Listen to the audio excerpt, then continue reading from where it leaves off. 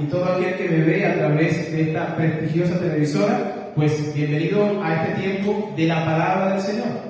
Yo le animo pues a que usted pueda estar atento a lo que vamos a decir en esta mañana, y desde ya le voy a pedir que busque el libro que vamos a estar o que estamos estudiando de manera expositiva, el libro de Efesios capítulo 6. Efesios capítulo 6. Y hemos visto por las últimas semanas pues todo lo que ha sido, o la primera parte de la armadura de Dios, pero hoy vamos a estacionarnos en una de esas piezas de la armadura. Creo que es indispensable esta pieza, todas, pero esta en especial tiene algo que nosotros debemos tomar muy bien, examinarla, tenerla en cuenta. Así que vamos a leer primero Efesios capítulo 6, versículos desde el 14 hasta el 17. Dice la palabra del Señor: Estad pues firmes, ceñidos vuestros lomos con la verdad, y vestidos con la coraza de justicia, calzados los pies con el apresto del evangelio de la paz. Sobre todo, tomad el escudo de la fe, con que podáis apagar todos los dardos de fuego del maligno. Tomad el yelmo de la salvación y la espada del Espíritu, que es la palabra de Dios. Vamos a orar. Pues Dios y Padre Celestial, Señor, en esta hora estamos delante de ti para pedir, Señor, para implorarte que nos ayudes en esta mañana. Padre, sobre todo a mí, que soy un instrumento en tus manos para llevar tu palabra. Te ruego que tu palabra pueda ser esa espada, Señor, de doble filo que corte, Señor, a cada uno de nosotros, Señor. Si hay alguna persona que no te conoce, te ruego, Señor, que tú puedas traerle a vida eterna. Y a nosotros los que te conocemos, Señor, ayúdanos, Señor, exhórtanos, anímanos, ayúdanos, Señor, en nuestro caminar, porque realmente necesitamos de ti, solo tú lo podemos hacer. Por eso rogamos por tu misericordia y tu verdad. Te ruego que te quedes con nosotros, Señor, en esta hora, en el nombre de Jesús. Amén y amén. Bien, la semana pasada estuvimos hablando de tres de las piezas de la armadura de Dios. Anteriormente hablábamos del versículo 14, solamente el mandato para el cristiano. 14 dice: Estad pues firmes.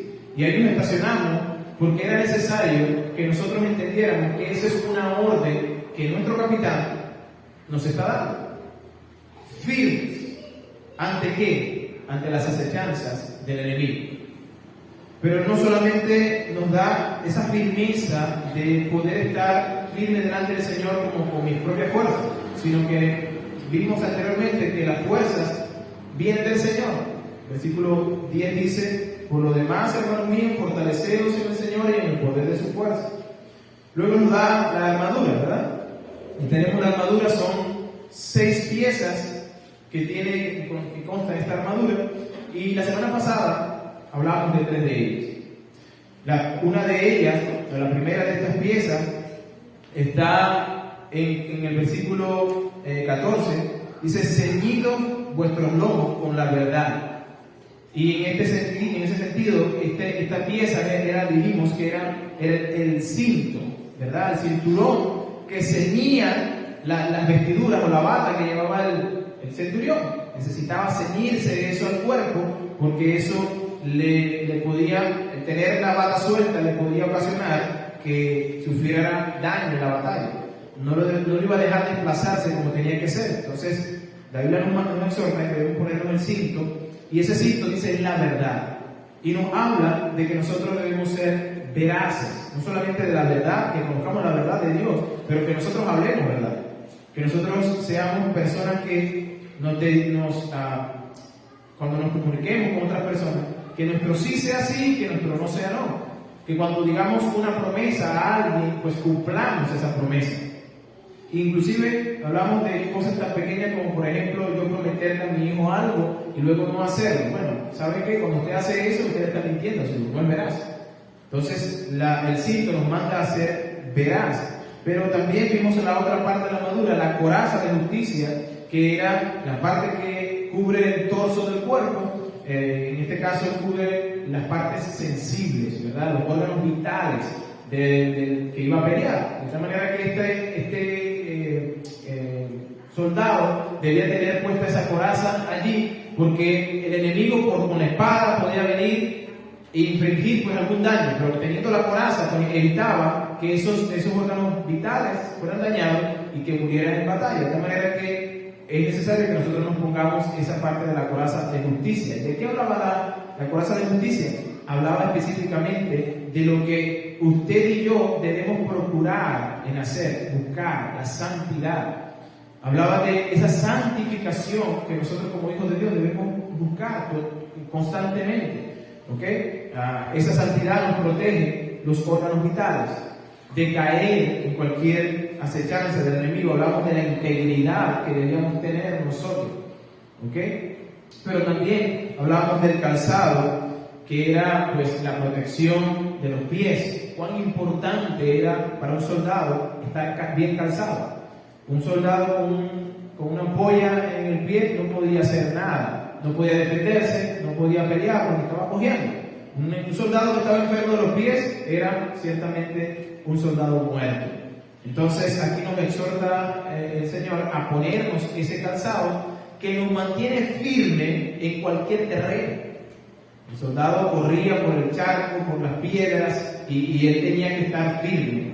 En la historia, muchas de las batallas se pelearon en lugares que eran fangosos, y si no tenía un buen agarre, pues simplemente un resbalo se cayó y el enemigo venía y fácilmente podía atravesar con la espada, De manera que el calzado era importante en este sentido. Nos habla del Evangelio. Si usted no conoce el Evangelio, entonces usted va a ser movido fácilmente, dice la Biblia, como un niñito llevado de un lado a otro por todo viento de doctrina, para allá y para acá. Pero estando en el Evangelio firme, usted no puede ser movido.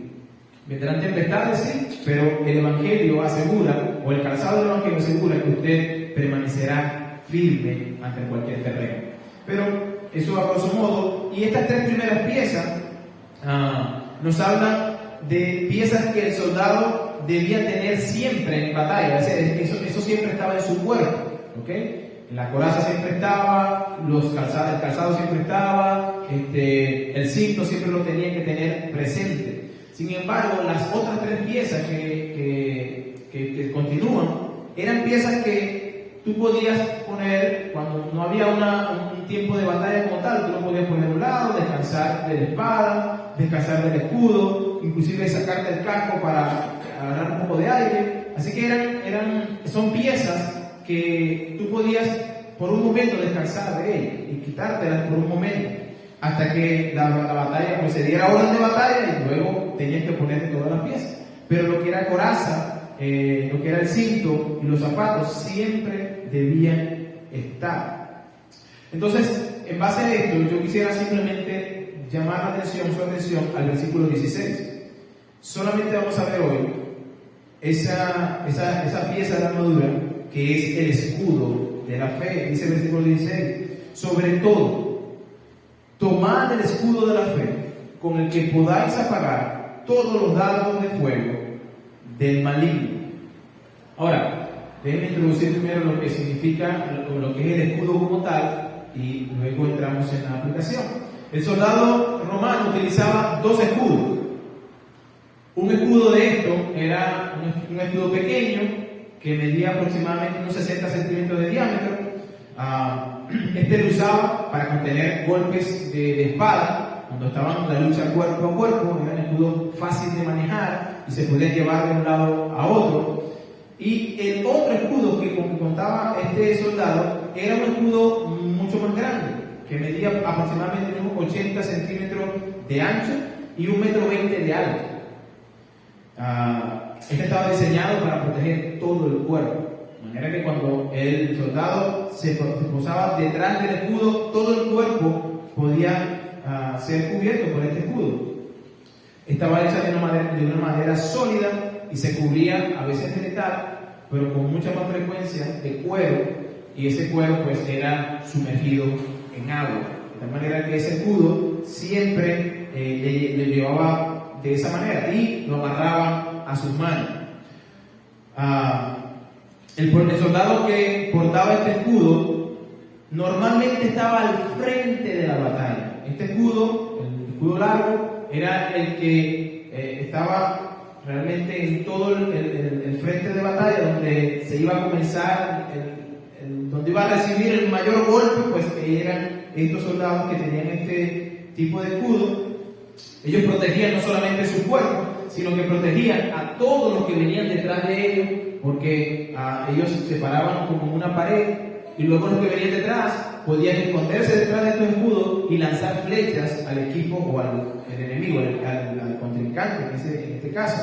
Así que todos se metían detrás de los escudos para poder hacer y infligir mayor daño al contendor, ¿verdad?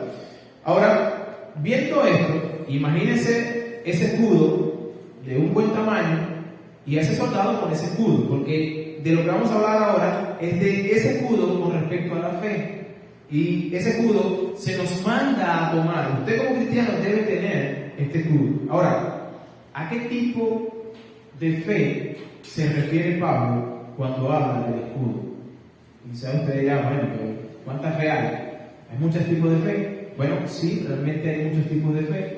Yo, para no alargar, porque realmente estaría aquí mucho tiempo, voy a tomar 3 de ellas. 2 de ellas son fe que vamos a decir de manera muy puntual, pero la fe que Pablo habla aquí la vamos a ir desarrollando, entonces sí, a través de todo el mensaje. Entonces, en el escudo de la fe, ¿de qué tipo de fe estaba hablando Pablo? Número 1, encontramos la fe histórica. La fe de la que habla Pablo aquí es una fe que capacita al cristiano para poder defenderse de los ataques del enemigo. Eso tenga presente. Entonces, como primera fe, tenemos la fe histórica. La fe histórica es la que tiene mucho, la gente la tiene. Normalmente la humanidad sabe y tiene fe histórica. Esa es la fe que nos hace alusión a los eventos históricos, como por ejemplo, nosotros entendemos que Cristo es verdad, estuvo aquí entre nosotros, porque la historia nos dice que Cristo existió y que murió y que hay huellas que dejó en Jerusalén y que hasta el sol de hoy gente peregrina hacia ese lugar para seguir las huellas del Maestro. De tal manera que la fe histórica la tiene todo el mundo, y aparte de todo el mundo la tienen también los demonios. Los demonios también tienen fe histórica. El tener fe histórica nos califica como demonios, diría el hermano Sproul. La fe histórica nos califica como demonios. ¿Y por qué? Bueno, porque los demonios tienen este tipo de fe. Dice Santiago, capítulo 2, versículo 19. ¿Crees tú que Dios es uno? Bien haces. También los demonios creen y tiemblan.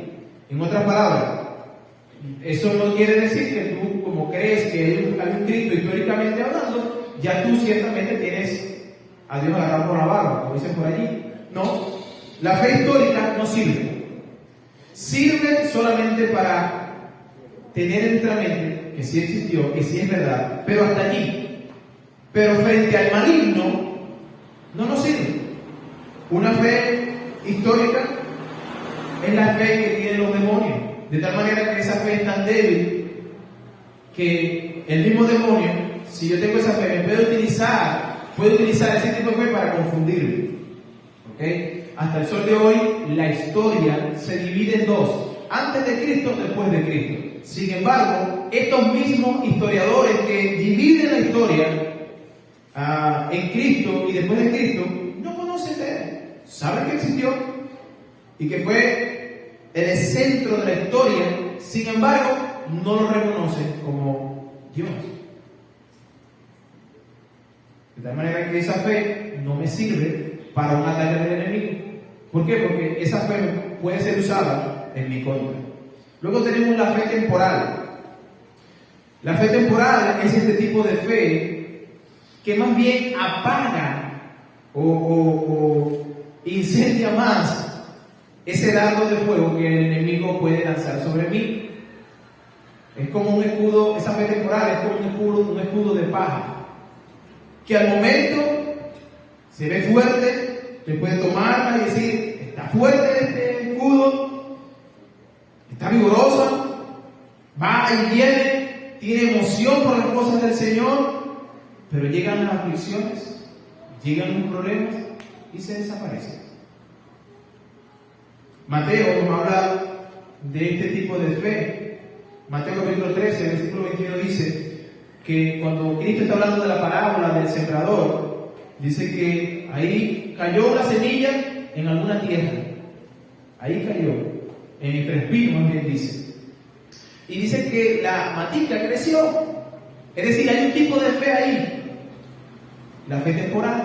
Creció y usted pudo, oye, mira, ahí está la matica creciendo. Pero dice Mateo 13:21, pero no tiene raíz en sí, sino que ese tipo de fe lo que hace ciertamente cuando viene la persecución, viene la aflicción, realmente se convierte en causa de tropiezo. Ese tipo de fe temporal se convierte en tropiezo. ¿Por qué? Bueno, porque ese tipo de fe temporal en algún momento está en la iglesia, fogoso, peleando, codo a codo contigo, pero pasó un mes, 2 meses, 3 meses, 4 meses, 5 meses, pasó un año, y luego, ¿qué pasó contigo? Que no te veo más. Yo te veía evangelizando, metido en las calles, predicando. ¿Qué pasó contigo? No, vale, es que tuve un problema en mi casa y ¿sabes qué? No me quise congregar más. ¿Qué tipo de fe es esa? Una fe temporal. Hermano, y yo quiero llamar la atención a este tipo de fe, porque cuando nosotros estamos en la iglesia, nosotros no conocemos los corazones. Nadie, yo no conozco los corazones. Ninguna persona en la tierra puede conocer el corazón. Solo usted y Dios saben. Ahora, la Biblia sí nos exhorta y nos anima a que escudriñemos nuestro corazón.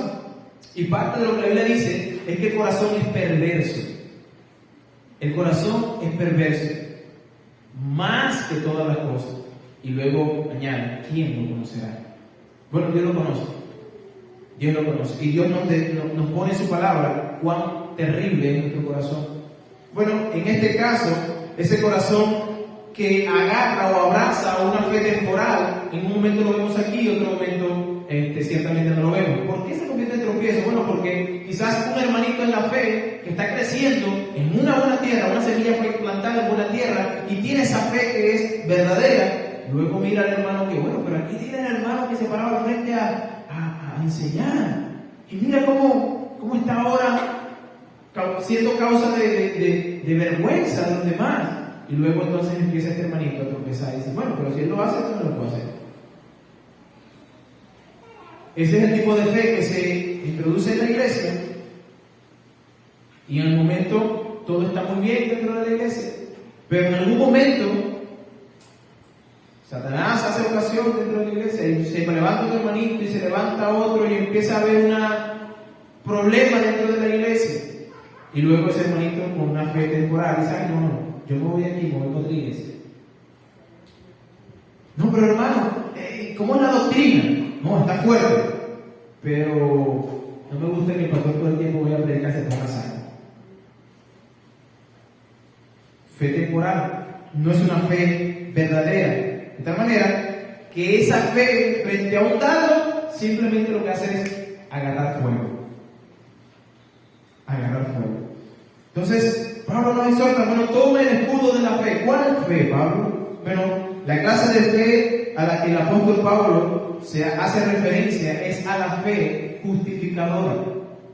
Es a la fe verdadera que te lleva al arrepentimiento. Esa es la fe que vence al maligno, dice Juan. El diablo no tiene ninguna ventaja contra el hombre cuando tiene este tipo de fe. La Biblia inclusive asegura que al hombre justificado por Cristo le asegura la victoria antes de que el enemigo ataque.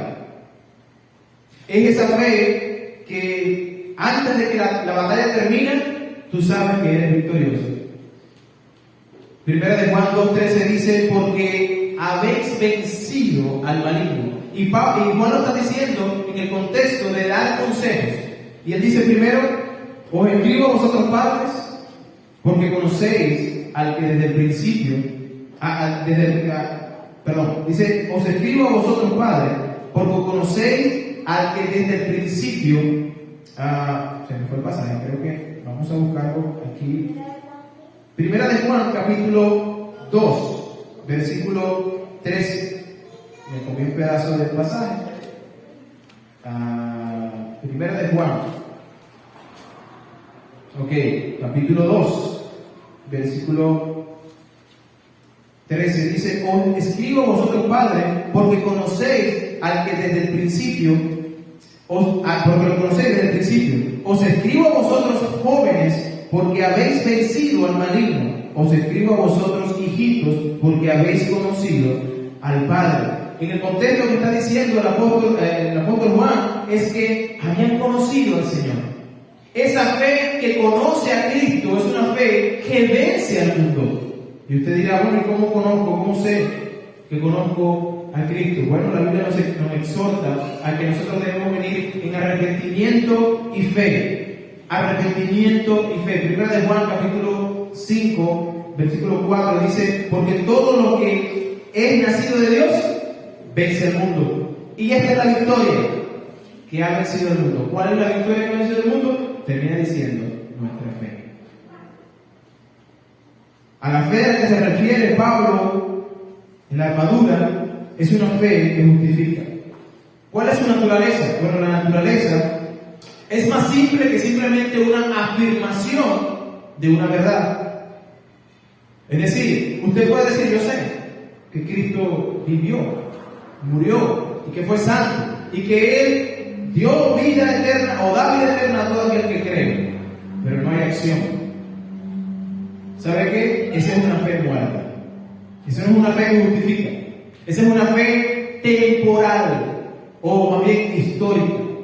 El asentimiento de la verdad bíblica no es más que un mero acto intelectual que puede hacer también los impíos. Los demonios hacen eso.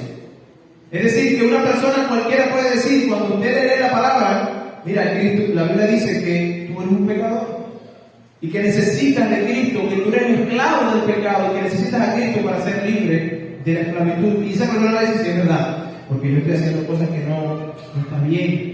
Y es verdad, es lo que tú dices. Hasta ahí se queda. Sigue a Cristo en otra ocasión. Es una fe que no es la que justifica. La fe que justifica no solamente es algo intelectual. La esencia de la fe justificadora es tanto intelectual, mejor dicho, como voluntad, como te lleva a realizar un acto de moverte. ¿Okay? Y aquí estamos hablando, hermano, no solamente de conocerla, sino practicar lo que nosotros estamos diciendo que conocemos. Romanos 10 dice, porque con el corazón se cree para justicia. Y este pasaje siempre lo han tomado muchas personas para decirlo. El versículo 9 dice, porque con la boca se confiesa para salvación y con el corazón se cree para justicia. Y la gente dice, bueno, lo que tienes que hacer es una profesión de fe.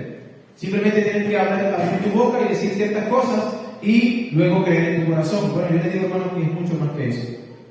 La Biblia nos enseña que en el contexto en el cual se escribió este pasaje era la vida o la muerte el confesar a Cristo. Era realmente poner su cuello a la hoguera, en la hoguera. Era ciertamente más que un simple decir yo creo y decir 4 palabras. No, era mucho más que eso. Era creer en tu corazón.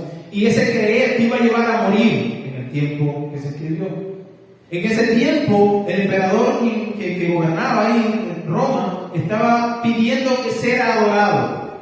Y este emperador dijo, bueno, todo aquel que no diga que yo soy el Señor de señores será muerto. Y el cristiano era tomado y llevado delante de este emperador y tenía que confesar, tú eres Señor de señores. Tenía que decirlo con sus labios. Y Pablo dice, ¿sabe qué? Así no es. El que confiesa que Cristo es el Señor de señores y cree en su corazón que ese alcanza la justicia. Bueno, en nuestro tiempo, este pasaje ha sido bien mal utilizado. Y se ha tomado para decir, no, tú tienes que hacer una repetición de algunas palabras. Pero la Biblia no nos dice eso. La Biblia nos dice más bien, y el sentido de este pasaje es que usted y yo no solamente debemos profesar decir una cosa, creer una cosa, sino que debemos vivir eso que decimos creer. Como hablábamos esta mañana en la escuela dominical, no basta simplemente con decir yo soy cristiano y las cosas cuando van bien yo soy cristiano, pero inmediatamente empiezan a ponerse las cosas malitas, entonces empezamos a renegar de Dios. Por tanto, una persona que conoce la verdad de la Escritura con respecto a su salvación, solamente intelectual, sin aferrarse a ella por fe, entonces no cree para salvación. Es como la persona que entiende que la comida que le ponen delante de él alimentará su alma o su cuerpo, pero se niega a comer. Es como la medicina, ¿verdad?, que mamá nos hace el té de no sé de qué, una mata de esas que usted conoce y usted es mala boca y usted sabe que eso le va a ayudar. Oye, pero es que tengo unos gases, tómate este tecito. No, pero que no me gusta tomar eso. Tú sabes que te va a ayudar, pero no lo quieres tomar. ¿De qué sirve conocer que eso te va a ayudar? De nada. De igual manera, de nada te sirve conocer que Dios vino a salvarte o a salvar al que se arrepintiera o al pecador y no accedas a venir humillado. De nada te sirve. Hay dos similitudes que encontramos en el escudo y la fe. Por una parte, por un lugar, encontramos que el escudo protege todo el cuerpo, ¿verdad? Y no solamente protege una parte del cuerpo, no solamente protege los pies, sino que ese escudo es tan alto que protege todo tu cuerpo. ¿Ok? Entonces, el Salmo, cuando David estaba en un momento de dificultad, él hace alusión a ese escudo. Claro, no estaba pensando en el escudo romano, porque en ese entonces no había, pero él hace alusión a un escudo que lo rodea. El Salmo 5, versículo 12 dice: porque tú, oh Jehová, bendecirás al justo. Como con escudo lo rodearás de tu favor.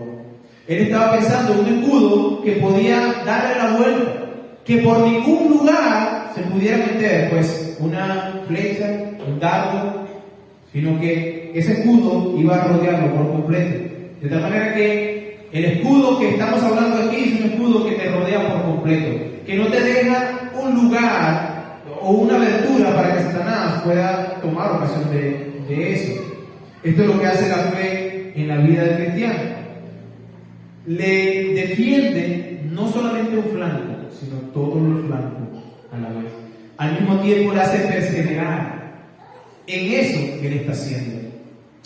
Mira, hermano, la tentación a veces va a venir en lugares que usted menos lo espere. La tentación a veces viene por el razonamiento. A veces no son lógicas las cosas que nosotros leemos en la Biblia. A veces nosotros podemos pensar de una manera que cuestionamos nuestra fe incluso. ¿Por qué? Porque no tienen lógica algunas cosas. Por ejemplo, podemos pensar, bueno, ¿qué lógica existe en un Dios? Usted está hablando de un Cristo que es todopoderoso, pero que se dejó clavar en una cruz. ¿Qué lógica tiene eso? Para poder salvarme, era todopoderoso. Podía hacerlo con un sentido de dedo, incluso él mismo lo dijo. Cuando Pedro sacó su espada para defender al Señor, ¿qué dijo Cristo? Mira, guarda tu espada, porque yo tengo, mira, legiones de ángeles que esperan una orden mía y vendrán en mi rescate. Bueno, pero ¿qué lógica tiene el hecho de que él se dejara colgar? No tiene ninguna lógica. Bueno, a veces el enemigo nos ataca con esas preguntas.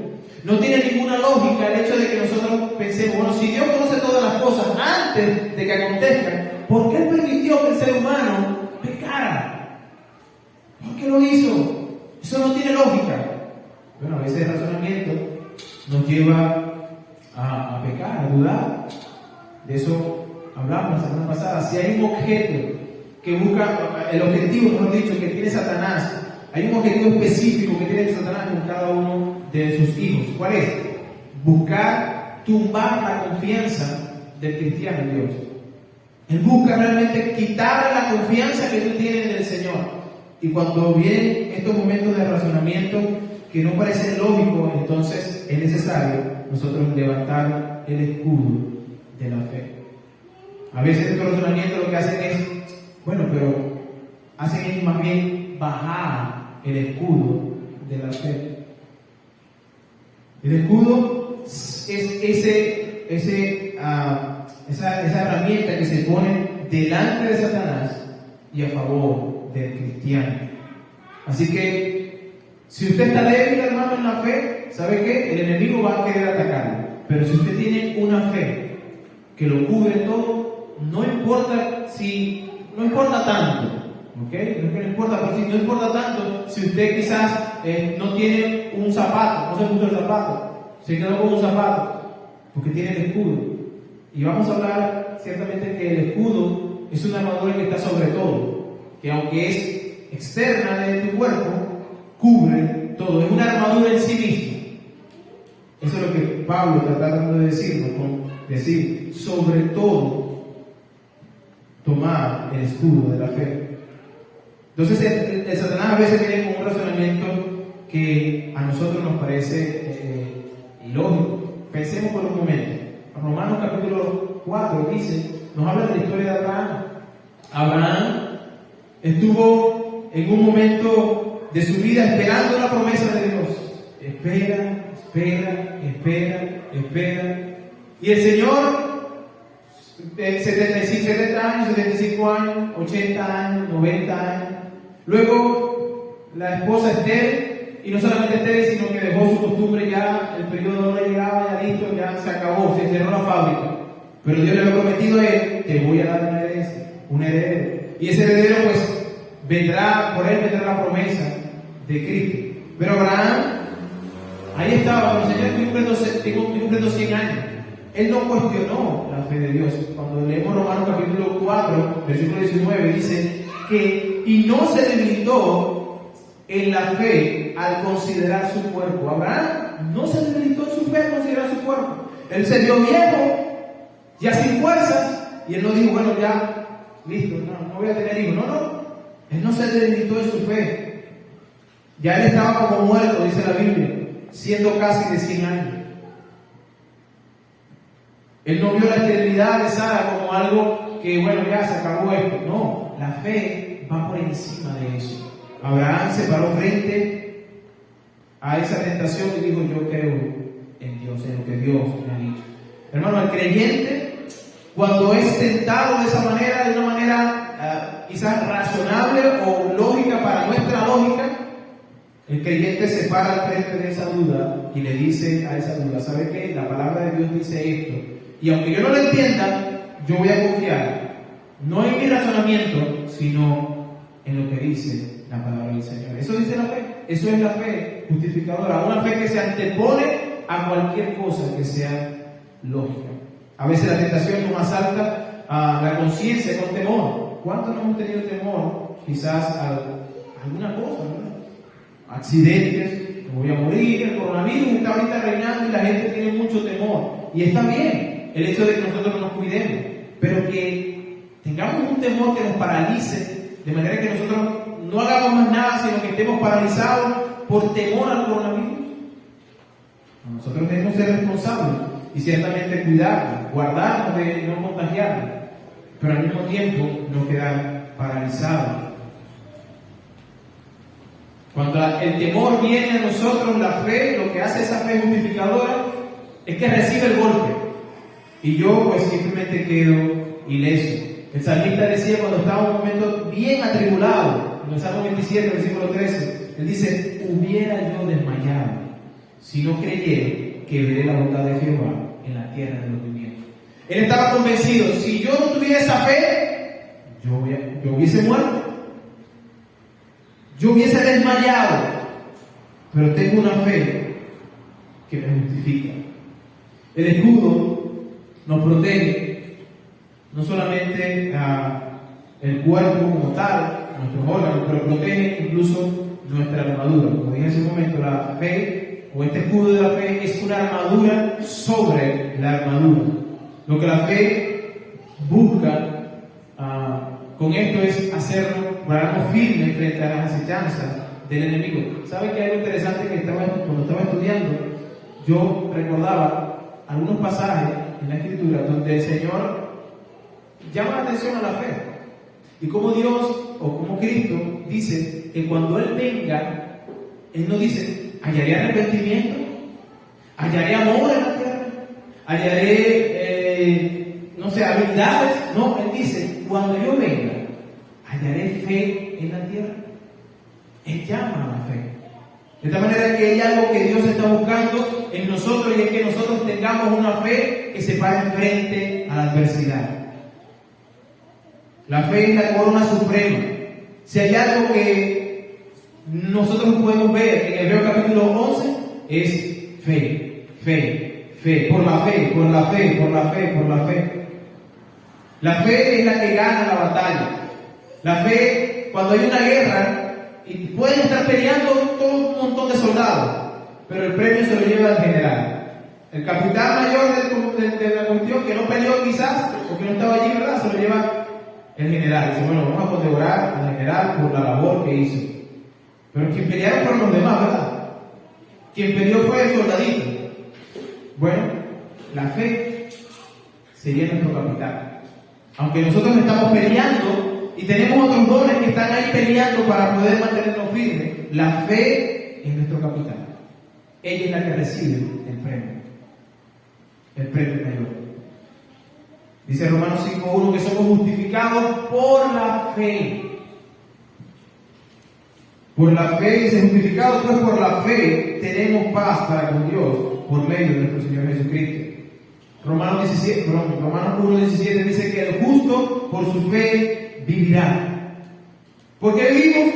Por fe. Por esa fe que justifica. De tal manera que si usted no tiene este tipo de fe, yo pudiera decir que está muerto. Y aquí es donde se pone la cuestión chiquita. Usted está peleando una batalla. Ya lo hemos dicho entre predicaciones. O está de un lado o está del otro. Los que están del lado de Cristo, esa fe es garantizada para el que está en Cristo. Una fe que justifica. Pero estando el otro lado, aquellos que no tienen fe, aquellos que son incrédulos. El contrincante fiel de la fe es la incredulidad. Si usted quiere ver realmente con qué está peleando o a qué se enfrenta la fe, es a la incredulidad. Pensemos en eso. La incredulidad es el príncipe de los pecados. Así como la fe es nuestro capitán que se lleva el mérito, pues la incredulidad es el príncipe de nuestro pecado. La incredulidad es un pecado que te anima a pecar. Pensemos, la incredulidad es un pecado que te anima a pecar. Cuando usted no cree en la promesa de Dios, lo que Él ha dicho, usted está creyendo lo que Satanás está diciendo. Cuando usted no cree que realmente Dios ha enviado a su Hijo para que usted tenga vida eterna, sino que simplemente fue un maestro más. Qué bonito escuchar de la palabra del Señor, pero no hay una acción de realmente venir a Cristo en fe. Usted simplemente no cree con esa fe justificadora, usted está del otro lado. Pensemos en el principio, cuando Satanás tentó a Eva. ¿Con qué vino a tentarla? Le llegó la pregunta, le comentó, con que Dios nos ha dicho que no deben comer de ningún fruto del árbol. Una duda. Y yo puedo decir, para bienestar de las mujeres, Eva batió esa muy bien. Eva agarró el bate, con que Dios ha dicho que no podemos comer de nuevo, y ella la batió en la mano. Dios nos ha dicho que sí podemos comer, pero de ese no podemos comer. Pero así como batió, la batió de favor, porque inmediatamente puso otra cosa que Dios me había dicho. Él dijo que no lo tocaran, así que Dios no dijo eso. Eso lo dijo la mujer. El punto es que la eternidad viene a nosotros como una cortina que Satanás pone entre Dios y nosotros. ¿Cuál es el secreto de Satanás? Bueno, la fortaleza del pecado de Satanás es un hombre incrédulo. Si usted no cree, ¿sabe qué va a pasar? Usted se hace fuerte en su pecado. Una persona incrédula se fortalece en su pecado. Si hay algo que caracterizó a los hombres del Antiguo Testamento, como leímos en Hebreos capítulo 11, fue su fe. Por la fe, por la fe, por la fe. Ellos no vieron nada de lo que tenían inmediatamente. Dios les dio muchas cosas inmediatamente. Sin embargo, todos ellos esperaban más allá. Si podemos leer, por ejemplo, en la historia de la fe de Abraham. Abraham se le prometió una tierra y una descendencia. Pero Abraham pensó, dijo, según lo que leímos en Hebreo, ¿verdad? Él no esperaba en este mundo, ni en esta tierra una ciudad, sino que él esperaba la ciudad celestial. Ese es el tipo de fe a la cual nosotros debemos someternos. Ellos, todos estos hombres, aunque alcanzaron buen testimonio mediante la fe, dice la Biblia, no recibieron lo prometido. Ellos no recibieron lo prometido estando en vida. Pero una vez que pasaron el umbral de la vida, se enfrentaron a eso que tanto ellos anhelaban, pero que nunca no podían haber alcanzado en la tierra. Que se nos promete aquí, pero que se heredará en la eternidad. La fe del creyente es una fe que da testimonio ante el mundo. La incredulidad lo que hace es levantar calumnias contra Dios. La fe es una virtud preciosa, hermanos. Es como una perla que usted consiguió y cuando usted la consigue, usted no la deja tirada allí. Usted sabe que esa perla está allí y usted hace todo lo que usted está a su alcance para conseguir esa perla. Y yo pregunto, hermanos, ¿cómo es posible que nosotros escuchemos el Evangelio y seguir siendo incrédulos? ¿Cómo es posible que te pongan a la mano una perla tan preciosa y tú termines buscando una meta? ¿Cómo comparar una perla preciosa con una meta? No sé cómo puede pasar esto. Sin embargo, los hombres pues se pierden en esto. Ahora, yo quisiera avanzar y terminar diciéndoles, ¿por qué yo debo empuñar ese escudo? Lo primero que debo hacer es empuñar este escudo porque Él es el que va a apagar los dardos del enemigo. No es tal vez, no es una afirmación absoluta. Dice, con la cual podéis apagar, no uno, sino todos los dardos del maligno. No solamente son flechas, sino son flechas encendidas. Rápidamente quiero hablar de los dardos. Saben que los dardos son llamados dardos por tres razones. Número uno, porque son muy rápidos. Un dardo es una mini flecha, vamos a decirlo así, que es lanzada con una velocidad impresionante. Bueno, a veces Satanás tira un dardo y es tan rápido que tú no te da tiempo a hacer más nada. Si tú no tienes el escudo de la fe puesto donde tienes que estar, simplemente eres atravesado. Ahí está David y Betsabé. David fue atravesado por un dardo que vino tan rápido que no le dejó quitar la mirada de donde estaba, sino que se quedó fijo pegado viendo a Betsabé y lo llevó al pecado. Son tan rápidos como eso. Son dardos porque vuelan en secreto. Son rápidos, pero tú no sabes de dónde vienen. Vienen en secreto, desde lejos son lanzados. Tú eres herido y no te das cuenta quién te hirió, quién te disparó. El Salmo 64 da solución a esto y dice, para asaetar a escondidas al íntegro, de repente lo asaetan y no temen. Es decir, simplemente el asaetado, es decir, el que es ensartado en una flecha de esta, él está normalmente tranquilo y en un momento lo arrebata un pensamiento. ¿Acaso no ha estado usted, hermano, inclusive cantándole al Señor, leyendo la palabra, y está leyendo y en un momento viene un pensamiento, ¡pum!, y se va por otra parte y ni idea de lo que está leyendo? Rápido, usted no sabe de dónde vino. Y en un momento estaba leyendo la Biblia con gozo y de pronto hay un comentario, el niño hizo algo y tú te levantas en furia a pelear. Un dardo que está ahí nada más para atemorizarnos, para quitarnos, robarnos la paz. Son dardos porque no hacen ruido en su vuelo, son silenciosos. No avisan cuando lleguen, ellos no avisan. Hermano, el dardo de fuego era una flecha que era en la punta de la flecha era envuelta en un trapo que luego era pasado por brea, era encendida y era lanzada. Yo estoy seguro que usted ha visto alguna película, ¿verdad? Que está ambientada a época medieval y cómo esa flecha era lanzada. ¿Qué buscaba esta flecha? Era infligir el mayor dolor donde cayera. Yo tiraba esa flecha y esa flecha iba buscando a alguien. Y el que estaba distraído hablando con el otro, mira, ¿tú sabes qué? Bueno, desde que venimos aquí, ¡guau!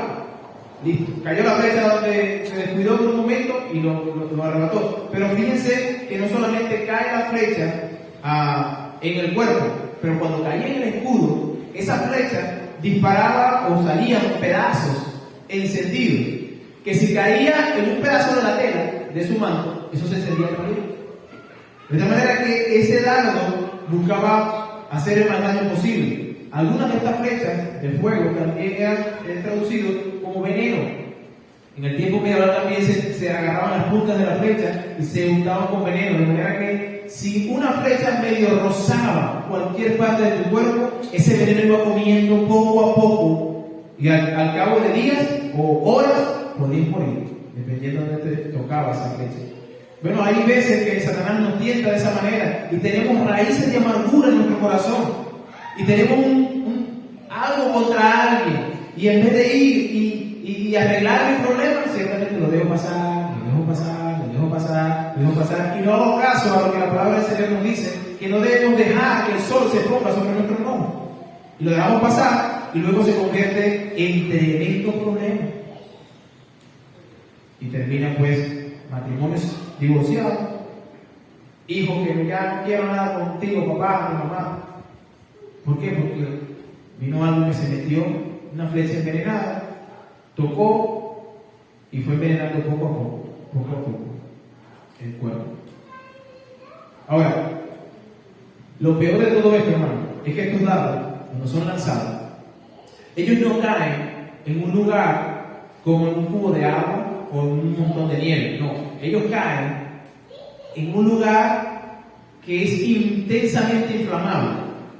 Cuando una chispa de estas cae en un montón de paja seca, se incendia. No importa si es pequeña la chispa, hace falta nada más un poquito de viento para que se incendie esa paja. Bueno, sabe que usted y yo somos como ese muñeco de paja. Somos altamente inflamables. Y cuando un dardo, apenas me cae una chispita de ese dardo que lanzó el enemigo, ¿sabe qué pasa con mi cuerpo? Se enciende. Nosotros somos vulnerables al fuego de esos dardos. Así que, ¿qué debemos hacer? Bueno, apartarnos de la diana de Satanás. Quitarnos del ojo de él. Huir. Consejo que le da Pablo a los hombres con respecto al pecado de la fornicación es: huya. No te pongas, no, que yo estoy fuerte. Yo puedo estar con él. No vale, esa es mi amiga, yo la conozco, claro que sí. Y luego estoy en un lugar donde no debo estar, solo con esa persona está pasando por problemas, empiezo a aconsejarla y termino acostado con esa persona. ¿Cómo pasó de ahí a allá? Bueno, porque soy inflamado. ¿Abrazará el hombre fuego en su seno sin que sus vestiduras ardan? Dice el proverbio. Somos altamente inflamables. No nos hagamos los valientes, hermano. Tenemos un escudo. Levantemos el escudo de la fe. Cubramos de ese escudo. Si usted no tiene ese escudo, entonces usted está propenso a constantemente que un dardo venga y que su mirada se quede fija en un lugar y se va y hasta desnudar a la mujer que pasó. Yo he visto hermanos en la fe peleando. Cuando pasa una mujer que no está de manera decorosa, bien vestida, ¿verdad? Yo he visto hermanos bajar la mirada. He visto hermanos peleando con eso. No se dejan. Pero he visto otros también que se le va la mirada. Bueno, estos hermanos simplemente se olvidaron de la fe. Se olvidaron de ese escudo. He visto hermanas también que tienen problemas de hablar más, más de la cuenta. Y he visto hermanas morderse literalmente la boca para el momento de hablar. Es que, no, después dejarlo eso. Y luego entiendo que la hermana estaba hablando, que yo quería decirle de todo. A todo. Pero también he visto hermanas que lamentablemente se dan a hablar aquí, hablar allá, hablar aquí, hablar allá. Y dice la Biblia que encienden un bosque entero. Ese regalito tan chiquito como la lengua. Hermanos, los dardos son reales. No son dardos míticos. No son reales. Y que nos llevan a divagar de un lado a otro si nosotros no sabemos pararnos firmemente para apagar este fuego. ¿Cómo puedo apagar esos dardos de fuego? Número 1, usando el escudo de la fe. La fe que vence al mundo es la que apaga ese dardo. Dice el pasaje literalmente: sobre todo tomad el escudo de la fe, con la que podáis apagar todos los dardos de fuego del maligno. Número 2, a través de la oración. Hermano, cuéntele a Dios. Vaya a Dios. Cuéntele su situación. Háblele de esa situación que usted está atravesando y que, así como el comandante que está en una batalla con un grupo allí, envía mensajeros diciéndole al general, nos están atacando, necesitamos más tropas. De esa manera, haga usted. Busque al Señor en oración. Señor, estoy siendo atacado por aquí y por allá, necesito que envíe refuerzos. Necesito que aumentes mi fe. Santiago capítulo 4, versículo 2 dice: codiciáis y no tenéis, matáis y ardéis de envidia y no podéis alcanzar, combatís y lucháis, pero no tenéis lo que deseáis. ¿Por qué? Porque no pedís. Creemos que podemos pelear esta batalla simplemente nosotros. No, hermano. Ve a Dios. ¿Cómo puedo pagar este dardo? Yendo a Dios. ¿Cómo puedo pagar este dardo? Bueno, clamando como el hijo suyo que soy, que ora fervientemente. David decía en el Salmo 119, 133, dice: ordena mis pasos con tu palabra, y ninguna iniquidad se enseñoree de mí. Esta es la oración de David. Señor, ordena mis pasos. Yo sé que yo quiero ir por acá, pero tú ordena, Señor. Y cuando se han ordenado tus pasos, cuando te digan, por aquí no es, y tú pediste que sean ordenados tus pasos, camina por donde Dios te dijo caminar. De nada sirve que digas: Señor, encamina mis pasos. Y Dios te dice, por aquí, ok, y tú te vas por otro lado. ¿De qué sirve? Espera en fe la respuesta de Dios. Si hay algo que el cristiano no nos gusta hacer es esperar. Somos apresurados. Bueno, esperar en fe, el Salmo 5, versículo 3, otra vez dice: oh Jehová, de mañana oirás mi voz, de mañana me presentaré delante de ti y esperaré. Es decir, que cuando tú estás delante de la presencia de Dios, tú tienes que esperar, no solamente decir, bueno, Señor, ya necesito tal, y ya tiene que estar eso allí. No, debes esperar en el Señor. Confía en Dios y en sus promesas. ¿Saben? Una de las promesas que está en Romanos capítulo 6, versículo 14, es que el pecado no se enseñoreará de nosotros. No se enseñoreará de nosotros. Esa es una promesa. Bueno, usted y yo debemos hacer un ejercicio en cuanto a eso. Debemos estar conscientes que lo que nosotros estamos, en la batalla donde estamos, es una batalla que ciertamente es real, que día a día se libra en nuestro hogar, incluso con nosotros mismos, en nuestro hogar, en nuestro trabajo, en la iglesia. Usted no se imagina, hermano, todas las cosas que hay, que dentro de la iglesia hay tantos hermanos, y para allá hay hermano que dijo, y hermano que lo dijo, y el hermano que está tramando, y la persona que está afuera, que no es hermano, pero que también está haciendo. ¿Cómo cuidarse en un mundo que lo que quiere es hacernos caer? Bueno, la Biblia nos dice, estar firme, pero no nos dice simplemente, nos da la orden sin darnos todas las herramientas para que podamos estar firmes. Estar firmes. ¿Cómo debo estar firme? Con toda la armadura de la fe. Y parte de esa armadura es el escudo. Si usted no tiene una fe que realmente sea una fe que justifica, que le justifica delante de Dios, no sirve de nada. No sirve de nada ninguna de las cosas que usted escuchó aquí con respecto a pagar los dados. No, los dados vendrán y usted ciertamente pues será un hombre encendido constantemente.